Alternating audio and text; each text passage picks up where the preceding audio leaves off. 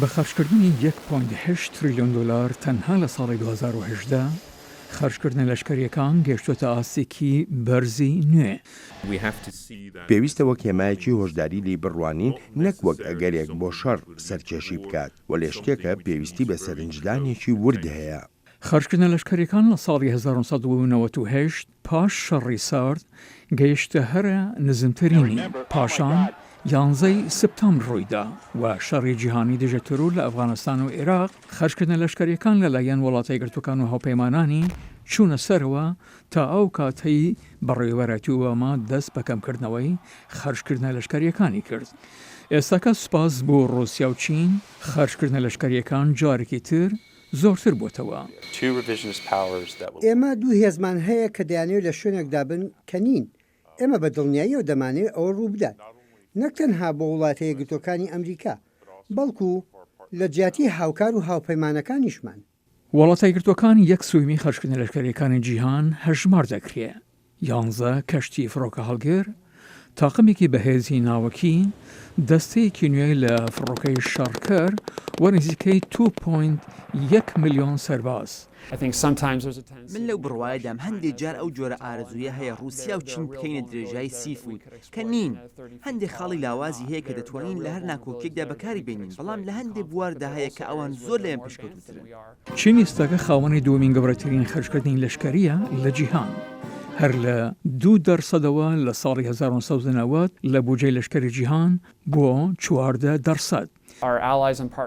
هاوپەیمانان و هاوکارانی ئێمە کە دەڕوان لە ئەمکارە نابێ ئەو ڕوانیان هەبێ کە چین هەوڵێکی گشتگیری داوە بۆ نوێکردنەوەی لەشکرەکەی بۆ ئەوی بتوانن فشارمان لەسەردا بنن و ئێمە و هاوپەیمانەکانمان ببەزێنن لە ناکۆکیەکانی داهاتوودا. چین لە دوودەی ڕابردوودا 2 کەشتی فڕۆکە هەڵگری دروست کردووە و سێمینیش لە خەریکی دروستکردنیدایە و تاقمی فڕۆکە شەرکەری تایبەت و 2 ملیۆنی سەرباز. و هەروەها چین لە تەکنۆلۆژی نوێ سەرمایە گوزاری دەکات لە نیوانیان چەکی هایپەرسۆنێک کە بە تاوی 5 بەرامبەر بە تاوی دەنگ دەفرێن. ئەوە لەلایەن دراوسەکانەوە وەک ڕەشە تەماشا دەکرێت و ئەم دراوسەیانش لە بەرامبەردا کاردانەوەیان دەبێت. بۆ نمونە هێند لە ماوەی تەنها 3 ساڵ 11 بلیۆن دۆلاری لەسەر لەشکە خەرج کردووە کە ئێستاکە چوارەمینە لە جیهان. هەروەها ڕووسیا لە ساڵی 2018 دابەزی بۆ هەرە 5 وڵاتانی خەرجکردنی لەشکری.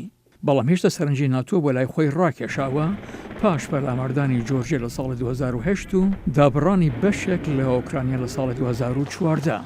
29 وڵاتانی ناتۆ 963 بلیۆن دلار واتە 53% خەرجکردنەکانی لەشکری بوونە لە ساڵی 2018 و ئەو ژمارەش لەوانەیە زۆرتر بێتەوە بۆ هۆی فشارەکانی وڵاتە یەکگرتووەکان لەسەر وڵاتانی ناتۆ کە دەبی بەشدارێکی زۆرتر بکەن لە ڕووی خەرجکردنەکانەوە.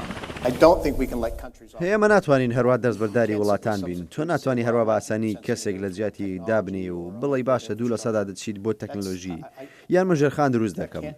من ناتوانم بە دروستکردنی ڕێگایەک بربەستی تیپی ڕووسی بگرم. ئێمە پێویستمان بە توانایی ڕاستەقینە هەیە. لە کاتێکدا وڵاتان خۆیان بۆ هەرە بەترین سیناریۆ ئامادە دەکەن، وڵاتە دەسەڵاتدارەکانی جیهان باش تێدەگەن شیانی هەر جۆرە شەڕێک لە نیوانیاندا دەبێتە کارەساتێک.